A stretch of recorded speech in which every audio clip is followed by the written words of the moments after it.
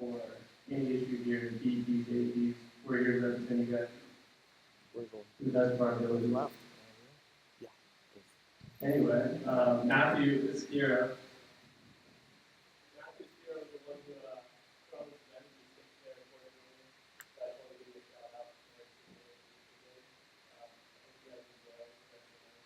Questions, we'll have a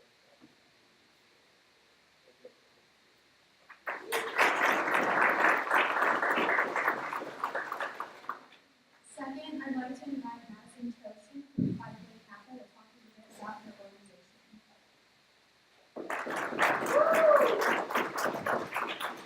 Hi guys, so PPK or Phi Beta Kappa is a peer honor society, all community colleges across the district, and Beta Gamma Epsilon is SBCC chapter.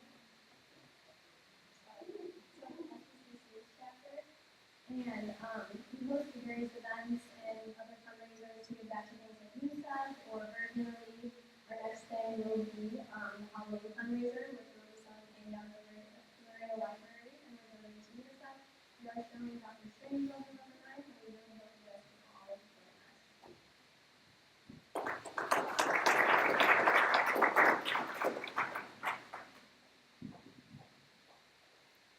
Thank you. Third, I'd like to talk to you all about two programs, the SBCC Political Science Program and the Sacramento Internship Program. The SBCC Political Science Program offers several majors to students at SBCC. These include a Political Science Associates, a Political Science Transfer Associates, Economics, Global Studies, Law and Society, and Middle East Studies. In one of the many majors, we learn practical information that is vital to finding a job in the field. The next program I would like to speak to you all about is the Sacramento Internship Program. Every year, around 20 students go to Sacramento the week after spring break. There we do many things such as meet assembly members and senators, meet with interest groups, lobbying firms, the city council, and political party establishments themselves. This year, we are leaving Sunday, April 1st, and departing from Sacramento the 6th of April. Please talk to Dr. Escondari and find out more information on how you can apply to go. I believe there's also a brochure being passed out right now. Yeah, our hosts are Senator Limon and Senator Jackson. Next up, I would like to speak to you all about the differences between what our legislators, Senator Jackson and Assemblywoman Monique compared to what others do at the national level. There are many differences between federal and state issues. The first and most obvious point is that national politics concern the nation as a whole, not states individually. Things such as declaring war, managing foreign relations, trade deals between nations, and national health care are done through federal branches of government. Furthermore, issues that states take up include ratifying amendments, managing public health and safety within the state, and regulating interstate trade. However, there is some crossover between federal and state powers. These include the ability to make and enforce laws, raising taxes, and borrowing money. In the 10th Amendment, the Constitution also recognizes the powers of the state's government. Traditionally, these include the police powers of health, education, and welfare. So many states feared the expanded powers of the new national government that they insisted on amendments during these constitutions' ratification. The most popular of these proposed amendments, which became the Bill of Rights in 1791, was the protection of state power. The new 10th Amendment stated, the powers not delegated to the United States by the Constitution, nor prohibited by it to the states, are reserved to the states respectively, or to the people. In other words, anything not explicitly stated in the Constitution are delegated to the states. To reinforce these ideas of a division here are some examples of this. Presidential elections are federal issues in regards to the election process itself. However, California chooses when it wants its presidential primary. Senate Bill 568 by Senator Ricardo Lara moved the primary from being one of the latest in the nation to among the earliest spots, making California's primary vote matter even more. Other agencies, like the immigration enforcement agencies, such as ICE, are federal. However, the state can choose whether or not it wants to completely comply with these officials. Recently, Senate Bill 54 by California Senate President Pro Tem Kevin De Leon takes effect on January 1st, 2018. In broad terms, it extends local sanctuary city protections for immigrants living in California without legal documentation. Specifically, it bans state and local agencies, excluding the California Department of Corrections and Rehabilitation, from enforcing holds on people in custody. It blocks the deputization of police as immigration agents and bars state and local law enforcement agencies from inquiring into an individual's immigration status. So do you guys sort of understand? There's a difference based on what the states can do regarding the federal laws implemented and how we take those into our own state. So now that you guys have an idea of what type of issues that the state takes on, but now how does an idea become a law? Imagine that the state legislature is a system. Only one thing can go into that system. Ideas for law, and these ideas can only be put in by the people, whether this be private citizens like you and I, or the governor, interest groups, or state agencies. For example, Assemblywoman Monique Limon, whom we've met, has a contest going on right now called There Ought to Be a Law, encouraging constituents to send her bill ideas for the next session. If selected, the constituent may have an opportunity to travel to Sacramento and testify before an assembly committee on the merits of the bill. Submissions are being accepted through 5 p.m. on November 17th, 2017. So we have our input. Let's say, for instance, to make all college students' income taxes exempt until they graduate college. Where does it go? The first stop is to have a senator or assembly member say they're going to take your bill concept and make it their bill. Now you may be asking yourself, what is the difference between an assemblywoman or a senator? The answer is not much. The state senate and the state assembly are the two. I know. The state assembly are the two, the state senate and state assembly are the two houses that make up the state legislature. The state senate is referred to as the upper house. However, their legislative powers are in essence exactly the same as the state assembly. There are 40 senators and their term limits last 4 years. They represent close to 1 million citizens per district, making them actually represent more than the average member in the U.S. House of Representatives. Of course, this is due to the fact that California has close to 40 million citizens. Furthermore, bills introduced in the Senate are designated with the name Senate Bill or SB. SBCC is in Senate District 37 with Senator Beth Jackson as our fearless leader. 19? Yeah, sorry. Sorry, he made that mistake. The State Assembly, so Senate District 19. Thank you. The State Assembly is the larger of the two houses with 80 assembly members total. They serve 2-year terms, and thus 100% of the chamber is up for election every single election. All bills originating here are named Assembly Bill or AB. SBCC is in Assembly District 37 with Assemblywoman Monique Limon as our representative. The idea becomes actualized in the Legislative Counsel's office, an office made up entirely of lawyers who draft legislative language. After the language is completed, it is read on the Senate or Assembly floor for the first time. It then goes to Rules Committee, which is kind of like a point guard for committees. They look at committees and decide which one is most pertinent to the bill. After the bill goes through the appropriate committees, it gets sent back to the Assembly or Senate floor. There it gets read for a second time and is essentially a forewarning to the public that it's going to be taken up. Once the second reading is done a couple days later, it is read for a third time and actually voted on for a final time in its house of origin.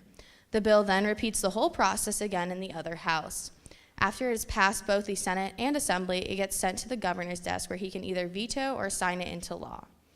So there's the California legislative process in a nutshell for you guys. Now, for those of you interested in working in state politics, there's a couple things you should know. The best way to work in state politics is interning while in college as early as possible. Many people start off in their junior and senior years and aren't able to adequately build up a resume in a competitive labor market.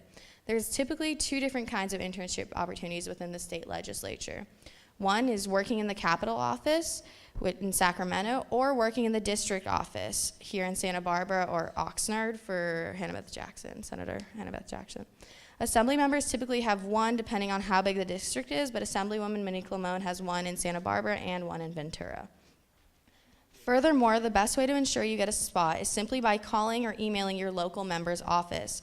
Remember, it is their job to serve you, not the other way around. Internships are just another form of constituency services. Now I would like to once again introduce Assembly Member Monique Limon and Senator Beth Jackson.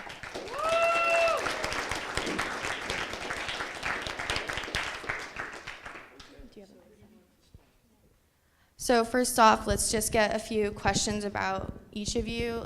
Just what got you guys into politics? Where did you guys, get your education? How did you become interested in this field, pretty much? Good evening, everyone. Glad to be here. I actually had the privilege of working for Santa Barbara City College years ago, and so it's great to be back on campus and seeing students. I spent 14 years in higher education, working for SBCC and UCSB, and my job was to help students pursue research careers and get into higher levels of education, so advanced degrees, college, etc. And I don't think that I'm someone who maybe followed all the amazing steps that were outlined for you on how to get into politics, because I didn't know that I wanted to go into politics. I didn't see this as the pathway for me. I really saw education as being the game changer for me. I'm first in my family to go to college, so education's always been very important to me. I got my graduate degree in education, and I did that for a number of years. But very quickly I learned from you and students like you that there's a lot of issues that impact students and their families. It's not just the coursework you're going to take, it's not just the time to degree and all those things that we talk about, but it's also where you're going to live, what kinds of jobs you're going to have. Are you going to have access to health care? And all of those things became part of the things that I was concerned with. And so after spending a number of years in higher ed, I got involved with nonprofit organizations, and I served on nonprofit boards, and I thought to myself, well, this is the extent of how involved I'm going to get. I don't really like politics, except that the second you serve on a nonprofit board, you realize they're all about politics. How you spend your money, what kinds of funds you get, and what direction you go is part of what politics is, making decisions with information to move something forward. I served 6 years on the Santa Barbara Unified School Board. So that's a school board that represents a little over 15,000 students here. And again, at that time, I was like, this is the only thing I'm going to do. I'm never going to run for anything else. And I laugh, clearly, because I'm in the assembly now. But I guess that part of it was I didn't really see myself as doing much more. I saw myself as someone who wanted to be involved. I saw myself as a community activist. And when I realized that there was really room for someone like me, someone with my background, with my expertise, with my thought process, someone who grew up here in the community that wanted to give back, to our community, and when I realized that someone like me could be in politics, I started to consider the option. So it's something that I tell folks sometimes I'm a little bit of an accidental politician, but when I look back, I realized that I actually was taking steps to run for office. I was taking leadership steps, except that those weren't the most identifiable ones to be in politics. So it's been a little bit of a journey for me. It's brand new. I grew up here in town, so I grew up on the west side and east side of Santa Barbara. My husband's here, I'm going to embarrass him, and he grew up in Carp, and he works here at City College. We met here at City College. It's been something that's been important to me. It's been something that's been really, I think, the way that I get to contribute to the community. But it's also a way for me to kind of be a vehicle to other members of the community as far as being the voice. There is the Ought to Be a Law contest, but there's also some of my bills that came from people like you, students at UCSB who said, I have an idea, and I said, let's run with it. Let's see where it goes. And we were able to get into law. So that's something that's very important to me. I see myself as a liaison, really, to the community. Let's see. I have a younger brother who also works here at City College. I guess I just thought about that. We're really connected to SBCC. First in my family to go to college, I did my undergrad at Berkeley. I did my master's work at Columbia. And so I'm a big promoter of higher education and finding pathways, not just for you to be successful here at Santa Barbara City College and hopefully as you transfer or earn your degrees, but also in advanced learning, so master's and PhD programs as well. Let's give her a round of applause. Well done. I'm Hannah Beth Jackson. I'm the state senator here. I also have a pinched nerve in my back, and you'll have to forgive me. This is not a fashion statement. And it is quite warm, by the way. You really heated it up nicely. My path to political office was a bit different. I knew by the age of 7 that I wanted to get right in and fight my way through what I thought were the inequities that existed. So I was a great baseball player. When I was 7, I was old enough to try out for Little League, I thought. But when I was 7, girls weren't allowed to play Little League. And so I wasn't aware of this, and on that Saturday afternoon when the contest, the tryouts were going on, I remember this very well, putting on my little blue jacket, zipping it up, and having my glove tucked in the middle, and had my bat and ball, and went down to the Memorial School Park where the tryouts were. And I went in and I said, I want to try out, and I was told that I couldn't. And I said, why not? I'm the best guy on the team. They said, because girls aren't allowed to play Little League. And I was absolutely stunned.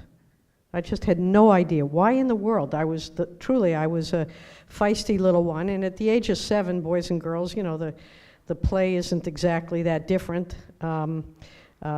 One's abilities might be, and I really was a pretty good athlete, and would play pickup baseball, and I was usually the first or second one picked. I mean, I wasn't coming in with nothing but bravado. I certainly had a lot, but at 7, if you think you're good, you're going to tell everybody, right? So I went home. I remember biking back up the hill. I was really angry. And I walked in the house and I told my parents what had happened. And they said, well, here in America, you do have the ability to complain if something, if you're treated unfairly. We politely call that redressing our grievances today. But we sat down and hammered out a petition on a clipboard and went around to my neighbors. It said something like, basically, we the undersigned believe that girls should be able to play Little League. And we went to all the houses, and I remember the ones that signed, and I remember the ones that didn't sign. The ones that patted me on the head and told me to go back and play with my dolls. I hated dolls. I never played with dolls. And on Halloween, I got my retribution. And I can still tell you where those houses are of those people who are long gone by now. I sent out this petition to the Little League Association, and I never heard back from them. So they did not even extend the courtesy of a response. And I said to my parents, they are going to regret this. So here I am. So I've done a lot of work in the course of my career, dealing with inequities, civil rights, equal rights, the rights of everybody. This is a country where my grandparents were immigrants. We're all immigrants, actually, unless you're Native American. And they came to this country because it was a place of opportunity, that if you worked hard, you played by the rules and did your best, you could be anything. You could succeed at anything. That was the great American dream, at least as it was brought to me. And I have spent my life committed to that. I think if people strive and they work hard, they do their best, they should have a chance to be successful in America. Every generation that preceded us, that's the way it happened for them. Every door should be open for every person who can meet those expectations. And what I discovered as a young woman is that really didn't exist for women. When I was growing up, the question was, are you going to become a secretary or a teacher? I said, I'm going to be a lawyer, because I like to argue. And I was told by some people in my life that I should go to law school. And I was encouraged by my parents to be whatever I wanted to be. So I grew up in the East Coast. I'm a diehard Red Sox fan. I parked my car in Harvard Yard, but only after a glass of wine. I've been out here long enough to remember to put those R's back in. We didn't make it to the World Series, but neither did the Yankees, so there. So I came out to California to go to college. I went to Scripps College in Claremont. I went back to Boston, went to law school at Boston University, got on the first plane I could back out to California, didn't even stay for my commencement, and was lucky enough to land a job in God's country, which is where we are today. And that's how I started my career. I thought being a DA, I could, significantly change things. But what I discovered is as a DA, you can address something case by case, one step at a time. But when I got involved in a variety of other organizations, particularly women's organizations, So I helped to start the first group, the Violence Against Women group. We at the time called it the Violence Against the Family, because women should know better, right? If the woman was being assaulted, it's her own fault, and why doesn't she leave? You know, this is back in the day when there really wasn't an understanding of what goes on in a violent family situation. So whatever worked, I realized sometimes you have to be practical. That then became the Shelter Services for Women, and today we call it Domestic Violence Solutions. But I was there right at the beginning of that organization. I was helped to start the Women Lawyers of Santa Barbara. We had a bunch of women who were lawyers, but we were not invited to the annual barbecue, which was a male-only event. God only knows what the male-onlys were doing at this event. So we decided, fine, we'll start our own organization. And then they got all upset. What do you mean? Why are you having your own organization? We said, well, because we don't feel welcomed, we're not welcomed, and we do have some other issues, like work-life balance. You know, childcare has never been a big priority. We still lack quality childcare and accessible childcare to this very day, and women were and still continue to be, although I'm glad to see more and more young men committed to being active participants in raising their families, but it's still the burden is primarily on women. And so we discovered there are some areas where women and men differ, and men still have the power position, and we're seeing that today. As we see more revelations about the sexual harassment that goes on just about everywhere, really, I think would probably offend many of you young men, and certainly has made the lives of particularly younger women very difficult in getting up the ladder.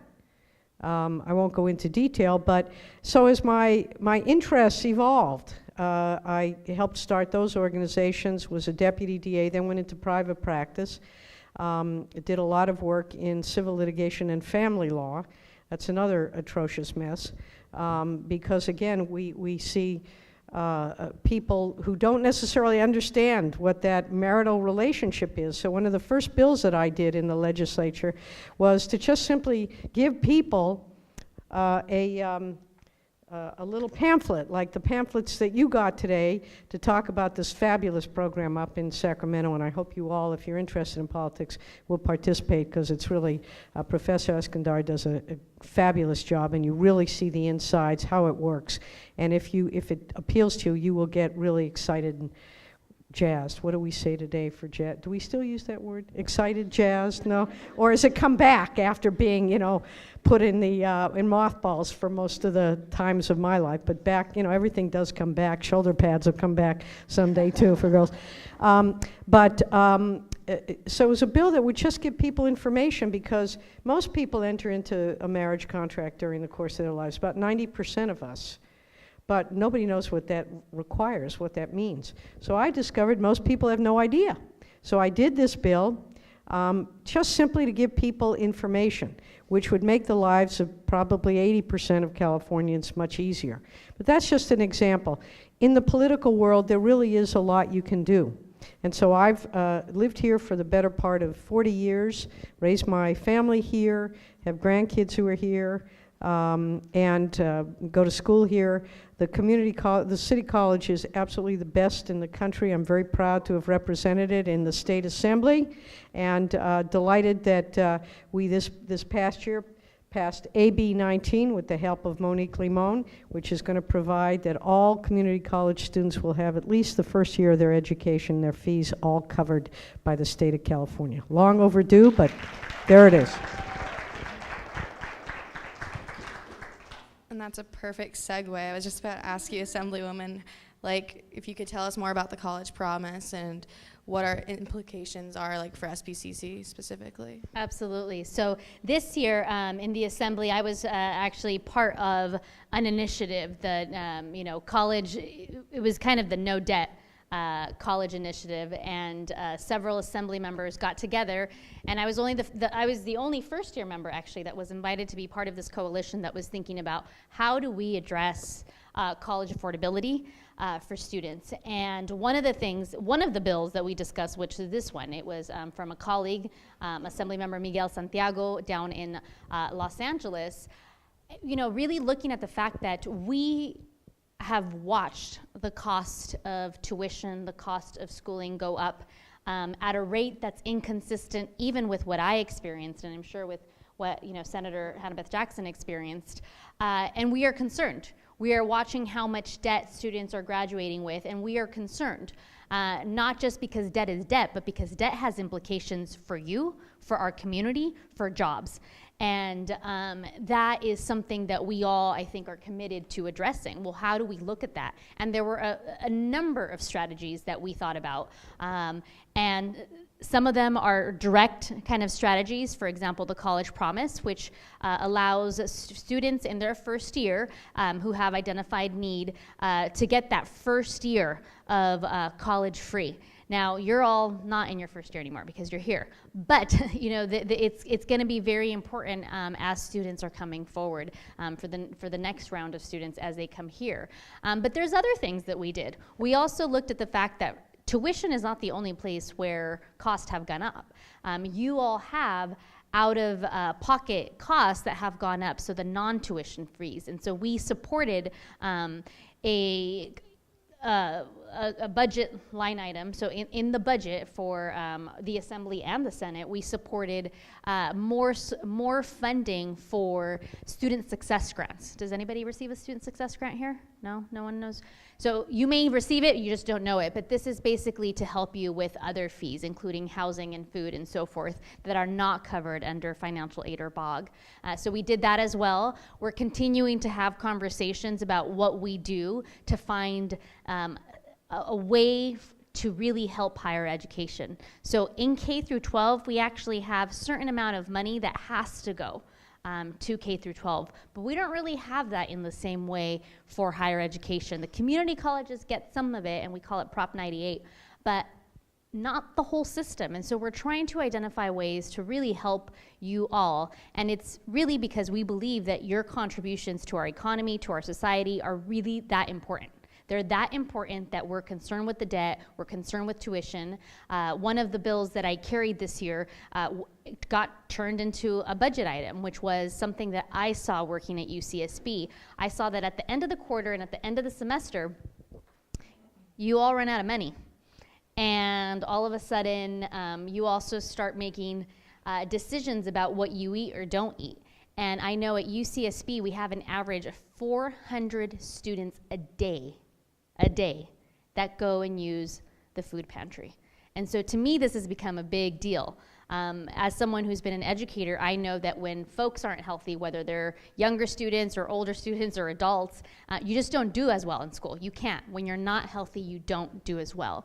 And so we were able to secure $7.5 million for the whole state to incentivize some of the food pantry programs, some of the programs with the meal swipe, some of the programs that work with our food banks in the county, because we feel that that is something that also contributes to your success. So I think what you see here are both houses that are very committed to seeing you be successful, not just you earning your degree, but you also thriving in college. That's something that's important for us.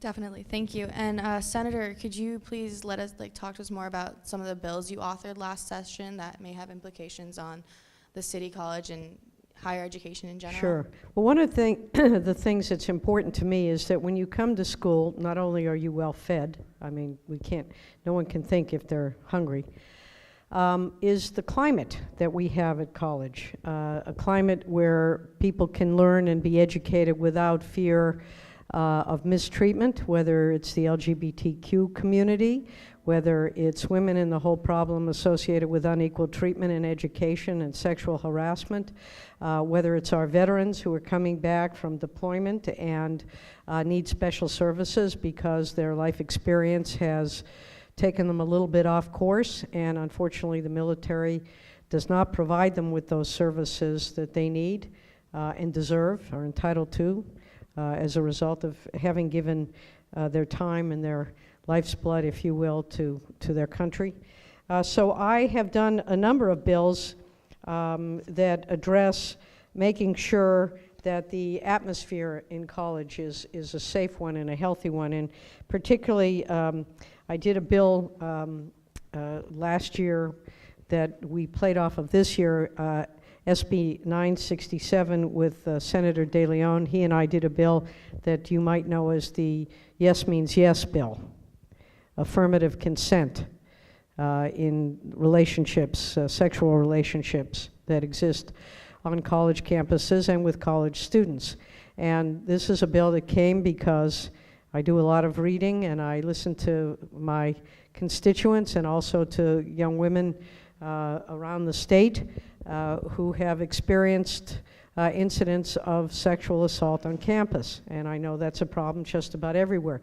Not necessarily committed by students, but that the campus environment has not been as safe as it should be, and that we have had an epidemic. So Senator De Leon and I did this bill which calls for affirmative consent. And it's my hope that all schools, including the community colleges, have adopted the affirmative consent standard, and that you have all, during the course of your early orientation, seen a wonderful little film called Would You Like a Cup of Tea? Have you seen that? Have any of you seen this? See, everybody should see this. It explains what affirmative consent is in a 4-minute kind of comedy or comic strip. I'll just give you the essence of it. If last week I offered you a cup of tea and you said, I'd love a cup of tea, I can't expect that just because I offered it to you last week and you accepted it, that I'm going to expect you to accept it again this week. And it goes through the whole dialogue. And a person who's unconscious certainly doesn't want a cup of tea. Don't make them have a cup of tea. And, you know, we laugh at it, but I think it is a genuinely effective way for students to understand what is and isn't acceptable in the world today when it comes to sexual relations. And we brought it down to the high school level because we discovered if you are just trying to teach that once students get to college, it's too late. So we brought it down to the high school level, and this past year I brought it down to the K through 12, K through junior high in age-appropriate ways. And basically what that means is just teaching kids respectful relationships with each other. And it's my hope that as we go forward, this whole culture of violence will end because we will have developed that culture of respect for each other. And so that really was a very important bill to me. This year, I tried to expand upon that bill. The current administration in Washington, I think, is committed to simply overturning everything that was done in the Obama administration, whether it was good or bad or indifferent. And when I heard the current Secretary of Education talk about essentially undermining Title IX, Title IX is a federal law that's been in place for 40 years, which basically says you cannot discriminate in education on the basis of gender or race or what have you, that if you have sports teams for men, you have to have sports teams for women, and that the environment on a college campus has to be conducive to learning, not one where people are afraid of their own safety. And so I did a bill that would have put into California law those provisions of Title IX which set standards and set procedures for what to do if an incident is alleged to have occurred on campus. Now, with community colleges, I actually did a bill a couple years ago that requires community colleges to take allegations of misbehavior seriously that occur not just on campus. It used to be for community colleges, it didn't really matter what happened off campus. That wasn't the concern of the college. But what we recognize is, as a student, you have an honor code. It's not an unreasonable one. It basically says you're not going to cheat on tests, you're not going to harass each other, and going to treat each other with respect. We made sure that that became part of the community college system as well, and hope that it has made your college experience a better one if it wasn't so hot, and that if it's been a great one, it's been a great one in part because of that culture. So again, on issues affecting equality, dignity, respect. And I've also done some legislation, I'll just briefly mention, on the environment. This is an area, how many of you are from this area? Okay, and how many of you are from other parts of coastal California? So most of you. How many are from the Central Valley, I guess is the question. Okay, just one or two. Well, there's a different attitude in coastal California. We really, and I'm not trying to besmirch what goes on in the Central Valley, but we believe, I think, in this community believes, that we are stewards of the environment. We have a responsibility to pass on to the next generations what nature, God, whatever you want to call it, has given us. The opportunity in the morning, if you get up early enough, or maybe at night, who gets up early when you're in college, but to see the sunrise or the sunset on the ocean, or to see the whales or the dolphins, or to be able to go out and just take a walk on the beach. I mean, it's magic.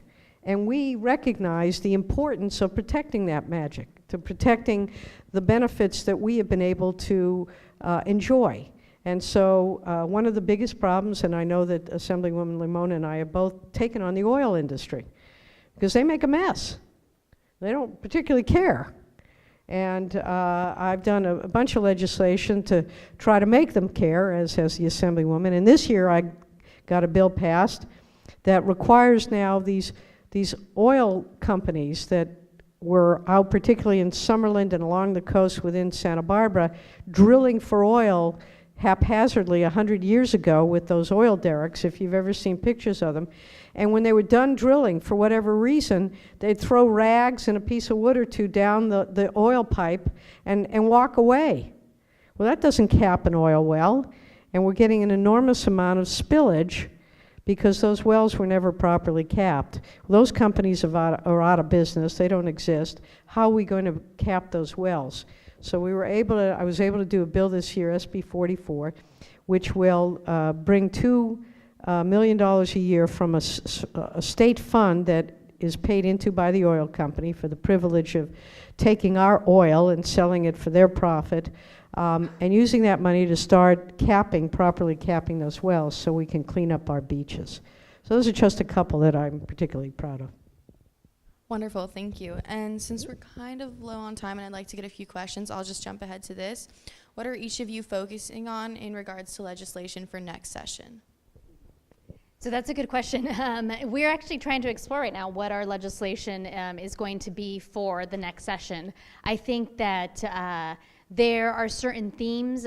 So each of us serve on different committees. The committees that I serve on are housing, natural resources, health, budget sub 2, which oversees all of pre-K through higher ed funding, and I am missing something, but natural resources? Yeah, natural resources. So I tend to look at the committees that I'm on and see if there are areas that I can work on, but we also bring in other issues. I expect that we will see some education bills. I don't know how we wouldn't have enviro bills. And I also think that there are some both local issues that need responses to, but also some statewide issues. So there's some of the bills we see are really specific just to, for example, our county or a city that we represent, and some are gonna have the statewide implication. When we think about bills, as you've described, there's 6 to 8 different steps before it gets to the governor's desk. So what tends to happen is that we have maybe 3,000 bills introduced between both houses, but by the end, the governor signs about 900. So it's very common for people to introduce more bills and more ideas than those we know will get signed, but that's because we're familiar with the process, and we know that in the process, several won't make it. Some don't make it because of money reasons, and some don't make it because it's very hard to get the votes that we need at times. And I think both the senator and I have had some bills that are particularly hard. We're not scared to take on kind of big issues, big industries, and that could be difficult. And so I would say that if any of you have served in student government, have served on any kind of group or committee, imagine having 79 other colleagues, so you have to get to 41. or, you know, in the Senate's case, you have to get to 21. That sometimes can be very difficult, but we know that, and I think the importance is that what I have found, at least in my first year, is that if there's not a bill, there's not a conversation. And so some of these have to be there because we have to, as a state, have conversation about some of the things that are happening, and I think that that's something that's important to keep in mind.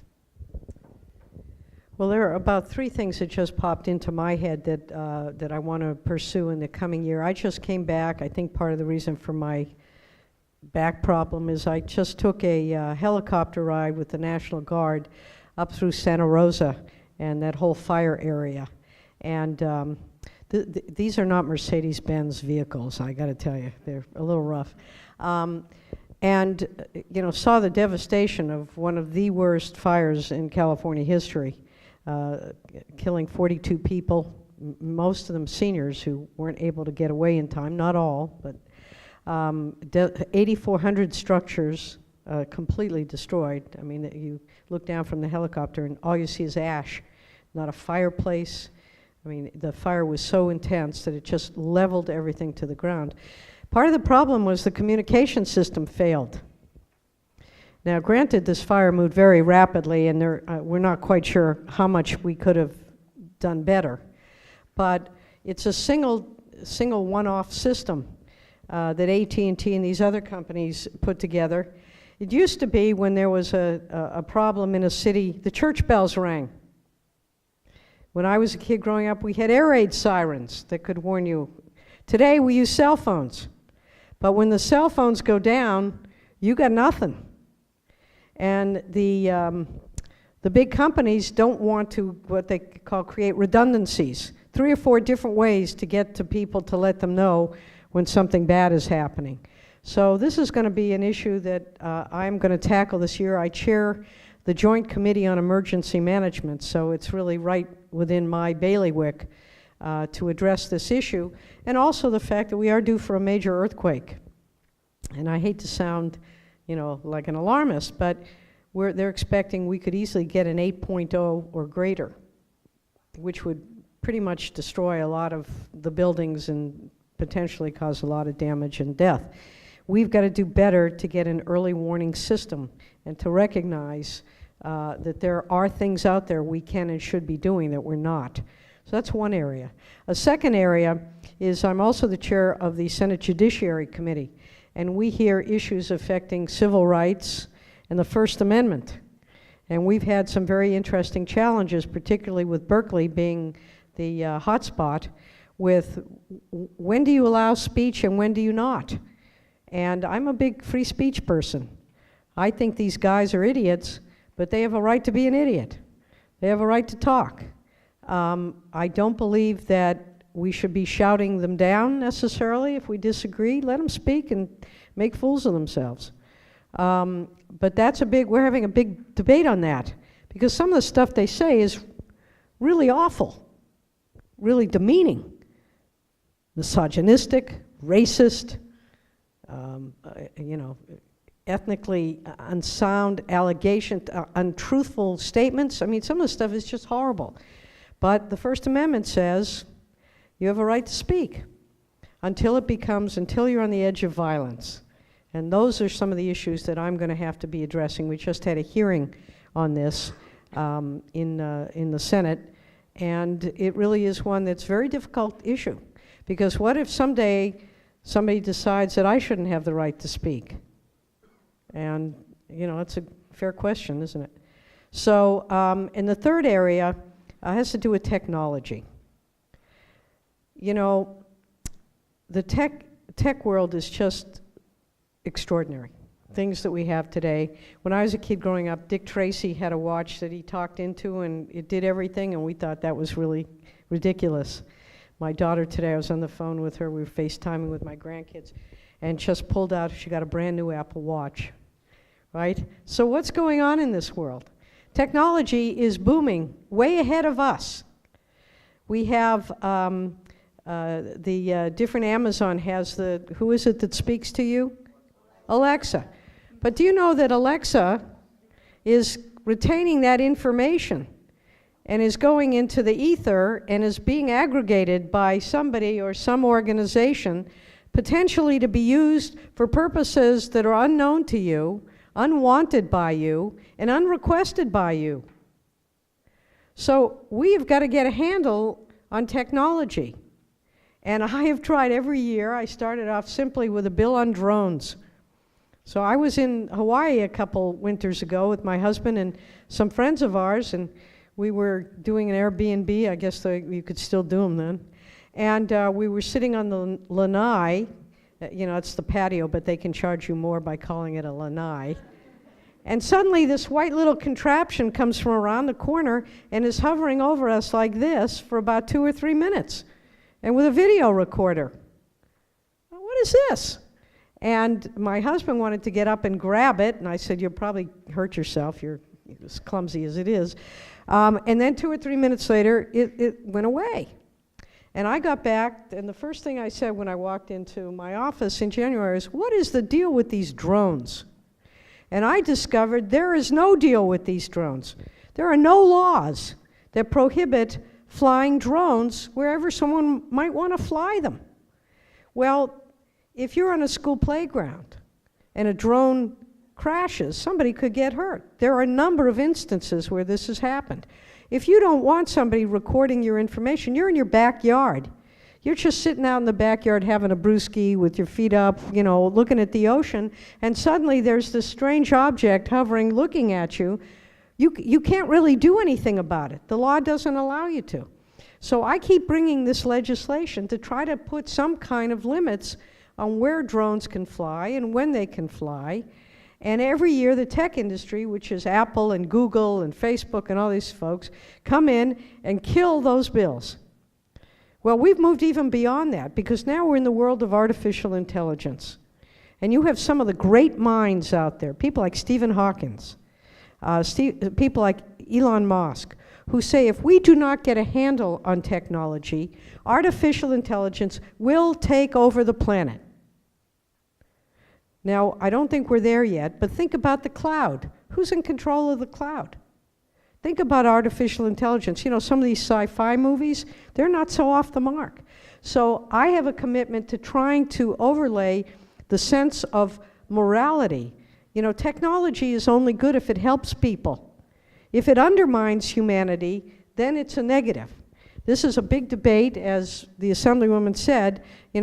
I'm not sure we're going to get too far with this, but we have to have this discussion before the horses have left the stable, and that may already have happened, but that's one of the areas of interest to me as well.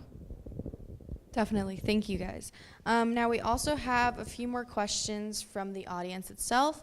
The first one is, are there any recent bills that address mental health?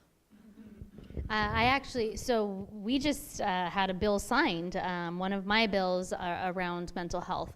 And the bill was something that I worked with the emergency room doctors, because emergency room doctors didn't actually have access to mental health records. And when someone goes into an emergency room, they're not always able to give permission to access these mental health records. So what we did is we moved forward a law that was signed by the governor just a few weeks ago that now gives emergency room doctors access to all mental health records if those are available to them for any patient that comes in, and assuming any patient who we can identify. So that is something that we were very successful in getting through. We had, the governor signed, we had great support, but there's a lot more to do. About mental health, a lot more. I came from the school world, K-12 and higher ed, and just in my time, I saw that there was a greater need for mental health services, both at the K-12 and at the higher ed level. And we didn't have the resources. Even though we would increase the number of counselors, we would increase the support, there really wasn't enough. I know that when I got elected in November, that was a really hard month in education. There were a lot of students who required more support to kind of process what was happening in our world. And that's something where I realized we just don't have enough support. And we continuously hear it. We hear it when we talk about issues related to homelessness. We hear it when we talk about issues related to education. We hear it when we talk about issues related to just community or campus climate issues. And so this is something that's very important. I think funding continues to be a big issue, but we also are looking for ways that we can support what's already working or replicate the success that some communities are doing. So whether it's a community counseling program or a school counselor program, we're really trying to identify how we can get better mental health services and more mental health services to our community. Well, I did a bill a couple years ago. We had a terrible incident out at UCSB where a young man went and bought some very fancy firearms and started shooting up Isla Vista. And the police, or sheriffs, I guess, had visited this young man a few days before, or a few weeks before the event occurred. And it's called a wellness check. There was some concern that he was doing some weird things, and I think his parents hadn't had any contact with him. And the sheriff's department went out, and in the process of questioning him, they never bothered to ask him if he had any firearms. And he actually even acknowledged, had they done that, he would have totally freaked out. They hadn't checked to see if he had any firearms. Well, this can be dangerous for the officer, and it can also be dangerous for what might happen going forward. So I did legislation that will require that when peace officers go to do a wellness check, they check the registry. Someone who buys a firearm legally has to register that, and that they will check to see whether or not that person owns firearms and do a further evaluation based upon what they see when they go out to do this call. Now, that's just a little thing. The whole issue of mental illness is a much bigger discussion. It's a discussion that's also revolves around public safety. You know, you probably see it here. So many of our mentally ill are homeless. They have dual diagnosis. They're substance abusers. They are people who need to be cared for. What we do usually is we just cycle them and recycle them through the criminal justice system, which is an enormous waste of money and doesn't accomplish a darn thing. So what we're trying to do, and I think we're moving in that direction, moving slowly but clearly, to recognize that mental health issues are a serious health problem in this state and in this country and probably in the world today. You know, back when Al Gore was the vice president, his wife, Tipper Gore, who now lives in Santa Barbara, by the way, a little bit of trivia, not together, they've split, but she did as her, so you can put that on one of those TV shows, they split, but only after years of Tipper really being a strong advocate for mental health. She started this back in the 80s, and people scoffed at her and laughed, and also people are afraid to acknowledge that there might be a problem. We have that with our military. As I've dug into the issue about post-traumatic stress and other conditions that a lot of our returning veterans have, they don't want to admit it. I'm fine, I'm tough, I can work through this. But in fact, they can't. And we have to take away the stigma associated with it so that we can address what is a problem not just with our vets, but with a lot of folks in today's world, our youngsters. The rate of suicide in teenagers is just going through the roof. What is going on?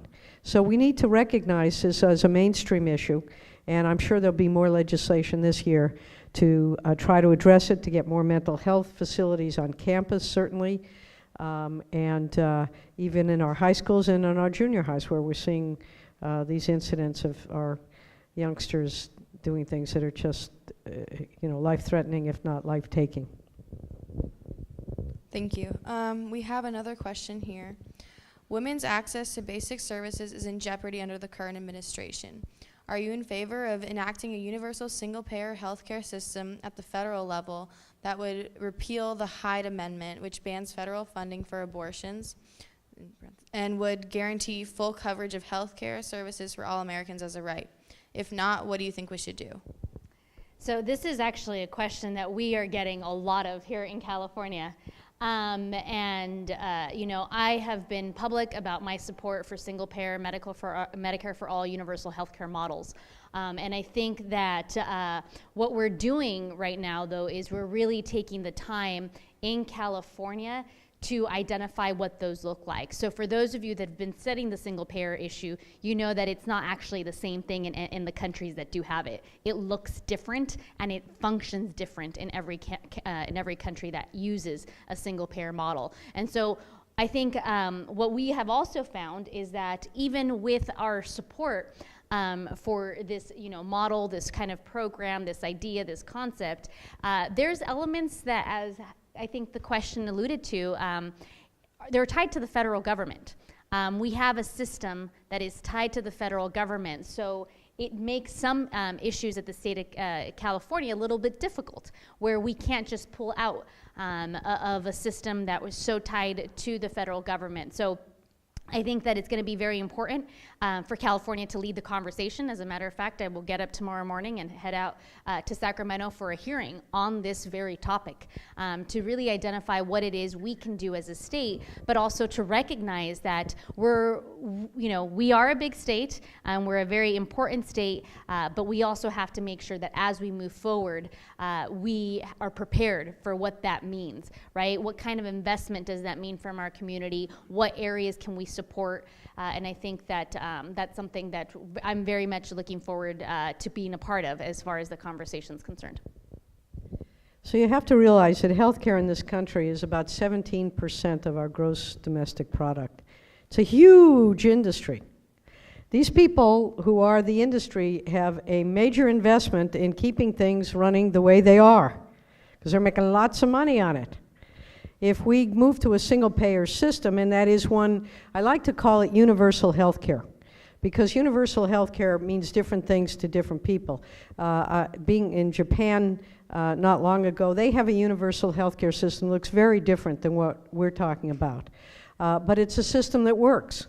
The federal government sets the rates that hospitals can charge, that doctors can charge, that the pharmaceutical industry can charge. They set the rates and they keep them pretty well capped so that it's affordable. Then the employer and the individual each pay half of what is a very small premium, and the employee then pays about 30% of their medical charges. But nobody goes without health care. But the cost is so much less than what we pay here that for most people it is eminently affordable. The problem here is that we don't have health care, we have health insurance. That's a very different issue. Now let's go to who the health insurance companies are. Blue Cross, Blue Shield, Aetna, the list goes on. You think they're going to give this up without a big fight? Not a chance. So we're trying in California, but let's make no mistake, this really needs to be a national program. That's where the money is. While we can do certain things in California, and as a pro-choice state, we've made it very clear that we will provide access to women who need reproductive health care, who want to exercise their constitutional right to reproductive choice. That is a very clear statement that exists in California. There's only so much we can do. We need to have this conversation. We need to figure out the healthcare system we have today doesn't work. Let's face it, it doesn't work. If you are someone who doesn't have insurance, you will go bankrupt. The two major causes of bankruptcy in this country are divorce and illness. Neither should be put you into a bankrupt situation, but certainly healthcare is something that should not. And that is a debate we need to have. You have people, there are systems that work, there are systems that don't really work, but as long as profit is the motivator, we have an issue. And profit is the motivator. In Washington, D.C., look what's happening. Profit is taking over. They're not even pretending that they're doing things in the public interest. You know, like this new woman who's been hired to run, is it the EPA, the chemical department of the EPA? She's from the chemical industry. This is the fox guarding the hen house. The EPA is run by a climate denier. Healthcare is run by people who probably have stock or major, owners of big healthcare corporations. So we have to be so, honest about the debate. We can try, we can fight, and we should, but this is a major hurdle that's going to take an enormous sea change, and frankly, an enormous change in who's there in the White House and in Congress representing the interests of the people of this country. Thank you. I also have a question here saying, are you willing to raise the state income tax on the top earners in order to fund much needed infrastructure products and education spending? So our state just passed a big infrastructure bill, the transportation bill. So this was one of the major bills that we got out this year. And there's definitely a piece in there that asks for an investment of 12 cents per gallon for, gas. And so I think that is a big, big step. It's something that the federal government hasn't been able to do. But I think what we did, it would really help the infrastructure. And there was another piece to that. Sorry, it was infrastructure and education spending. Education. Now the other thing that I'm working on is trying to find some way of thinking about a dedicated funding source for higher ed. It's a little bit about what I talked about. And I know that my predecessor and others have worked on this for years to try to identify where that comes from. Is it from the top earners? Is it from other sources? And one of the things that we know is also that when the economy, has a downturn, it doesn't matter who you are. When there's a downturn, that funding goes down. And so that's part of the conversation that I'm having with other folks in Sacramento. Where is that funding source? Does it come from the top earners? Or does it come from another source, another level of investment? I think it's your trustee, if I recall correctly. I don't know if you're following Jonathan Aboud's $48 fix. So the Santa Barbara City College trustee here has a proposal, a policy proposal that he's been sharing. He's been talking about very publicly, and we've discussed it about the $48 fix. If you don't know about it, I suggest you contact him. He is your representative here at the trustee board. But there are multiple ideas out there about what we do to have a permanent and also stable. So stable is the key word as well, because that tends to hurt education in the long run. So we had a president who claimed he could build anything and was going to fix our infrastructure. So I want to call him on that. Let's do it. Let's take some of the money that we spend making war materials, fancier rockets, bigger ships. The next war is going to be fought the way we've been seeing ISIS and all of these folks. There's going to be some dirty bombs out there. Why in the world are we spending all this money on our military? Sure, let's keep our military strong, but I've had meetings with some of these military people, and they've got the fanciest new ideas and the newest equipment. Who are we in a race with? Let's take that money and reinvest it in America. Let's reinvest it in our roads and our freeways and our bridges and our people. In California, we just passed an increase in the gasoline tax. Hasn't been done since 1992. And there are people going apoplectic about it. But I think it's a great idea because maybe it'll get us out of our gas-guzzling cars. I've been driving a Prius forever. I'm going to get myself a Bolt, the next car I buy, or I'd love to get one of those cheap Teslas, but those don't seem to be working too well off the line.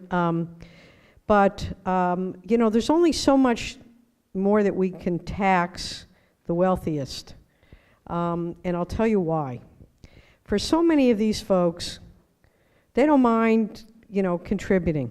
There comes to a cutoff point.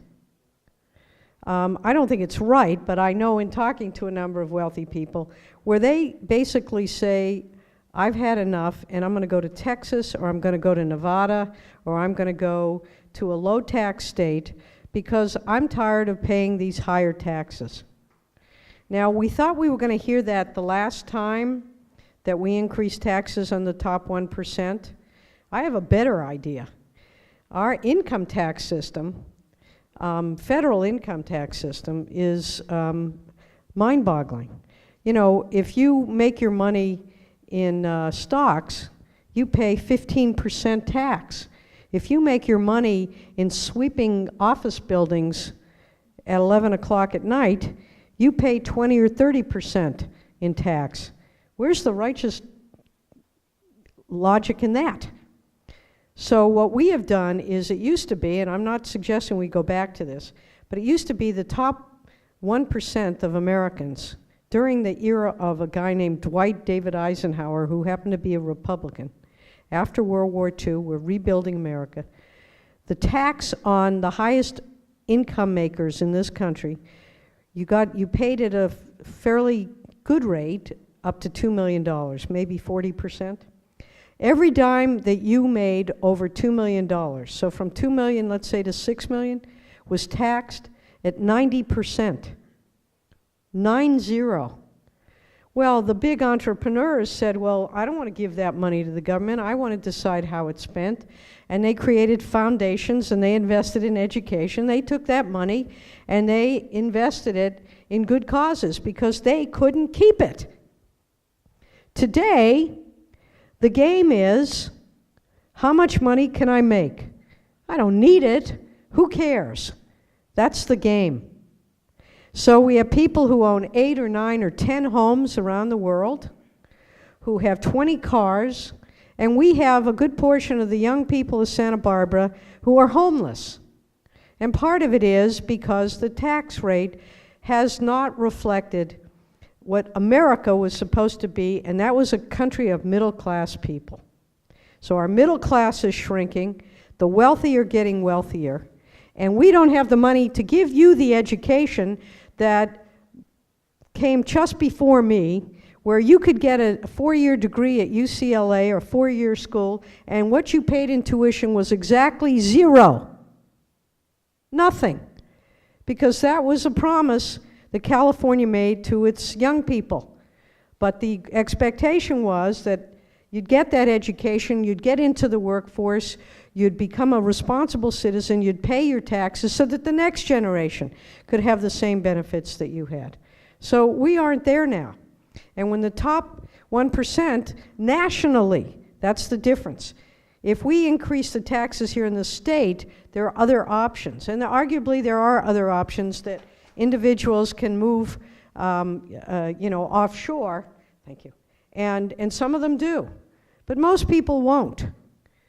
And then we have our corporations, companies like Apple, that's sitting with $9 billion offshore. They don't want to bring it back into the United States because they don't want to have to pay taxes on it. You know, taxes are the dues you pay to live in a civilized world. I wish that were my genius. I think it was Oliver Wendell Holmes. And we've lost sight of that. So, I think if we try to do this on a state-by-state basis, we are going to lose a lot of these folks. There is a tipping point. We haven't gotten there yet. Who wouldn't want to live in this beautiful area? You know, Minnesota is nice, but not in the winter. Or other states. They go to Texas. But what's interesting is frequently they come back. Life's too short. So that's a joke. No? Any Texans here? You get the joke? Funny. Good. All right. So, but the bottom line is we have to think other ways to do that. And on education, we have tried, the Assemblywoman referred to the fact that for years, her predecessor and I, when I was in the Assembly many years ago, tried to get an oil severance tax, which would have given at least $1 billion or $2 billion a year we wanted to dedicate to education. But that's fighting the oil industry, and we've never quite been able to accomplish that. But that would be one of the ways that we could try to get a dedicated revenue stream for education. Okay, thank you. So we have a few more minutes left. I'll just ask one more question, which you have sort of touched on already, but have you sponsored or supported environmental legislation that could benefit the Central Coast specifically? Absolutely. The both of us did. I think the senator touched on it. 2 that were signed by the governor. One was particularly, especially as a first-year member, I think that it was AB 1328. It was chemical disclosure. Right now, the state of California has chemical disclosure for fracking, but fracking is one form of extraction. There are other forms of extraction of oil, and that bill probably taught me more than all my other bills combined, about the legislative process, about the challenges in getting 41 votes, but also the important and the importance and difficulty in having a conversation about this. So the bill was signed in the end by the governor, and it will now provide, as of January 1st, chemical disclosure for the other forms of oil extraction. And then the other one that was important, that's very specific, well, sadly specific to the Central Coast, is we have a spill management team bill. And there are spill management teams that are responsible for going up and cleaning up the oil when something happens. And when I was running for assembly, there were two instances. One, the Gaviota Coast, and the second in Ventura, where we had oil spills. But what we realized is that some of these companies just kind of contract with any spill management team. And what we said is that is no longer the case. Now, every spill management team is going to have kind of a classification, a grade, so that we can hire the proper spill management team. So are they doing a coastal? Are they doing inland? What's the projected size of the oil? All of those things matter, because what we've learned through very challenging times here on the Central Coast is that when a spill happens, it happens, and we need immediate response. Waiting 16 hours or 12 hours has a detrimental impact on our community. That's, thousands of gallons in some cases that can be spilled. And so it's very important for the oil industry to be prepared. And we know that some of the bigger oil companies already have those in-house. They know where all their sites are, but some of the other ones have to look for a spill management team. So that is something that we've moved forward. There were other bills along water that came up and so forth, but those I would say are two of the big ones that we've been successful in getting a governor's signature on. I think I'll just mention one bill that the governor didn't sign. It was a bill that would reimburse individuals who volunteer their time to go out and to try to recover whales who have been entangled in nets and other sea mammals, 6,000 other sea mammals, 71 whales last year. And we have individuals, because NOAA, the national organization, doesn't fund those recovery efforts, that there are volunteers in the state who do that. And we're seeing more and more of this happening. And the people who do this just simply can't continue to spend their own money. They're willing to spend their own time. So I did a bill that would mandate that we spend $2 million out of some of the state funds that are used by or that we receive from the oil industry to try to protect these magnificent creatures. The governor vetoed it, the bill, but as Monique had said earlier, there was money in the budget for this. I was trying to just make this a long-term, to guarantee that we don't have to go back year after year after year to ask for this money. He caught me on that. He's a very impecunious guy. He doesn't like to spend money. And so we do have the money for this next year, but we'll have to keep bringing it back. I just would like the people who go out there doing this on their own time to know that at the very least we're going to reimburse them for doing something that the federal government, frankly, is supposed to be doing. But we'll keep working on it. And here we see a lot of whale watching, by the way, a lot more whales migrating. If you haven't done that while you're here, you really should try to take a trip out on one of our whale watching boats. It's really extraordinary to see these incredible creatures. All right, well, that's just about the time we have for today. I would just like to thank, on behalf of myself and the programs involved and the students of SBCC, thank you so much for coming out here today. Thank you.